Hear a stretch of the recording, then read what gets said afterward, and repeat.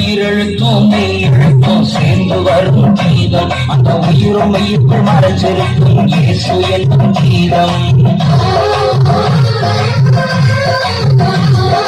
உயிரெழுத்தும் மெய்யெழுத்தும் சேர்ந்து வரும் கீதம் அந்த உயிரும் மெய்யுக்குள் மறைஞ்சிருக்கும் இயேசு என்னும் கீதம்